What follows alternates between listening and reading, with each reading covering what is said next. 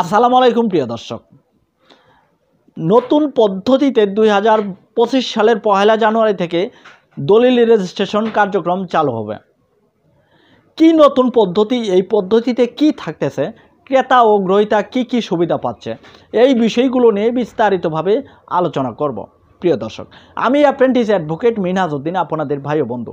দেশ ও দেশের বাইরে যে যেখান থেকে যুক্ত আছেন আমার সাথে ইউটিউব অথবা ফেসবুকের মাধ্যমে, সকলকে মিনহাজ ল পয়েন্টের পক্ষ থেকে অভিনন্দন ও শুভেচ্ছা এবং সকলের সুস্বাস্থ্য কামনা করে শুরু করছি আজকের নতুন পর্বের নতুন টপিক আলোচনা। দর্শক, আজকের আলোচনাটি অত্যন্ত ইনফরমেটিভ হতে যাচ্ছে।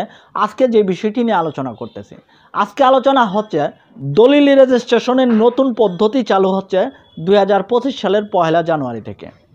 প্রিয় দর্শক, দলিল রেজিস্ট্রেশন করতে হলে আমাদেরকে যেতে হয় সাব রেজিস্ট্রার অফিসে।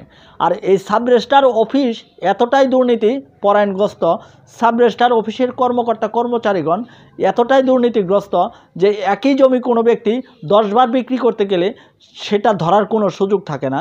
এটা সাব রেজিস্ট্রার অফিসের কর্মকর্তা কর্মচারীদেরও সমস্যা আছে, এবং কি বাংলাদেশের যে দলিল রেজিস্ট্রেশনের সিস্টেম আছে এই সিস্টেমেরও সমস্যা আছে। এই সমস্যাগত সিস্টেমকে সমাধান করে নতুন সিস্টেমের মাধ্যমে দলিল রেজিস্ট্রেশন কার্যক্রম চালু করা হবে 2025 সালের 1 জানুয়ারি থেকে। প্রিয় দর্শক, এই বিশ্বে যদি 7ম আচার্য থাকে তাহলে 8ম আচার্য হচ্ছে আমাদের বাংলাদেশে, আর সেটি হচ্ছে সাব রেজিস্ট্রার অফিস। এই সাব রেজিস্ট্রার অফিসে আপনি যখন কোনো দলিল করতে যাবেন তখন দেখবেন যে এখানে অনেক ব্রোকার, অনেক দালাল আছে। এই দালালদের জন্য আপনি সঠিকভাবে দলিল করতে পারবেন না। যেখানে আপনার 1 টাকা ব্যয় হবে সেখানে দালালদের খপ্পরে পড়ে আপনি 5 টাকা দিয়েও কাজটা সমাধান করতে পারবেন না। এই দালালগুলো যেন আঙ্গুল ফুলে কলা গাছ হতে না পারে, সাধারণ জনগণকে যেন মারতে না পারে, সাধারণ জনগণের ভোগান্তি কমানোর জন্য সাধারণ জনগণ যেন সঠিক সেবা পায়, এই কারণে এই পদ্ধতি অবলম্বন করা হয়েছে। এই নতুন পদ্ধতি অবলম্বন করা হয়েছে সাধারণ জনগণকে সঠিকভাবে সুবিধা দেওয়ার জন্য।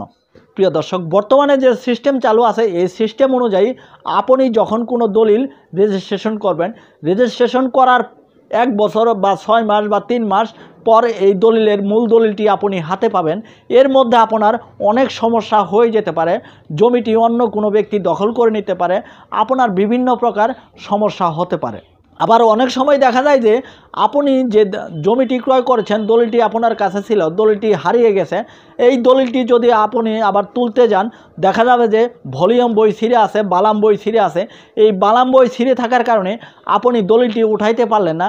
তখন দেখা গেল যে আপনার যে জমিটি ক্রয় করেছিলেন এই জমিটি আবার জমির মালিককে দিয়ে দিতে হবে। কেননা জমি দখল করে রাখতে হলে আপনাকে শক্ত প্রমাণ দলিল থাকতে হবে, আপনি যে ক্রয় করে নিয়েছেন এই দলিলটি আপনার কাছে থাকতে হবে। আবার অনেক সময় দেখা যায় যে আপনি সাব রেজিস্ট্রার অফিসে দলিল করেছেন, দলিলটি আপনার হয়ে গেছে, সাব রেজিস্ট্রার অফিস থেকে আপনাকে ফোন দিল, অথবা আপনি সরকারের কাছে গেলেন যে আমার দলিলটি আমাকে দেন। সরকার অথবা যে ব্রোকারগুলো আছে এই ব্রোকারগুলো আপনাকে বলল 500, 1000, 2000, 5000 টাকা দেন, আপনার দলিলটি আপনাকে দিব, আপনার দলিলটি হয়ে আসছে, এখানে এত টাকা লাগবে, এখানে এত টাকা লাগবে। এই যে বিভিন্ন প্রকার সমস্যা, এই সমস্যাগুলো থেকে উত্তরণের জন্যই বর্তমান সিস্টেম, নতুন সিস্টেম। এই নতুন সিস্টেমটি পরীক্ষামূলকভাবে বর্তমানে চালু হয়েছে ঢাকা জেলার যে 23টি সাব রেজিস্ট্রার অফিস আছে এই 23টি সাব রেজিস্ট্রার অফিসে। 23টি সাব রেজিস্ট্রার অফিসে পরীক্ষামূলকভাবে চালু হয়েছে। পর্যায়ক্রমে সমগ্র বাংলাদেশে এই সিস্টেমটি চালু হয়ে যাবে। ডিজিটালাইজেশন, প্রত্যেকটি দলিল হবে, প্রত্যেকটি সাব রেজিস্ট্রারের দলিলগুলো অটোমেশনের মাধ্যমে, ডিজিটালাইজেশনের মাধ্যমে দলিলগুলো হয়ে যাবে।